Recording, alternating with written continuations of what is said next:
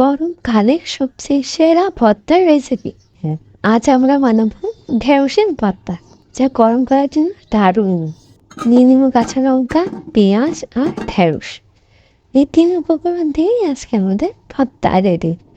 প্রথমে কুচি কুচি করে ঢেঁড়সগুলো কেটে নিয়ে অল্প পানিতে সিদ্ধ করতে দিয়ে দিব, পানিগুলো শুকিয়ে আসা পর্যন্ত। পানি শুকিয়ে এলে আমরা এবার এটা ঠান্ডা হওয়ার জন্য রেখে দেবো।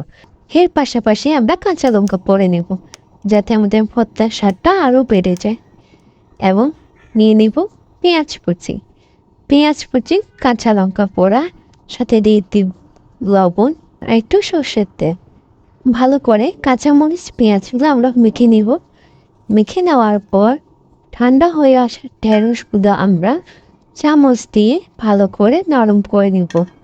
নরম করে ঢেঁড়সের মধ্যে আমরা দিয়ে দেবো আমাদের পেঁয়াজ, কাঁচা লঙ্কা আর সর্ষের তেলের মিশ্রণটি, এবং ভালো করে নেড়ে এটা ভালো করে মিশিয়ে নেব। এভাবে রেডি হয়ে গেল আমাদের সুস্বাদু ঢেঁড়সের ভর্তা। এই গরমকালে কিন্তু ঢেঁড়সের ভর্তা অনেক ভালো। এটা আমাদের শরীরে ঠান্ডা করতে সাহায্য করে, এবং ঢেঁড়সের তো আরও উপকারিতা আছে। এভাবেই তোমরা বানিয়ে নিতে পারো গরমকালে সুস্বাদু ঢেঁড়সের ভর্তা। ট্রাই করে দেখো কিন্তু। আর এরকম রেসিপি আরও পেতে আমাদের চ্যানেলটি সাবস্ক্রাইব করে নিন। টাটা।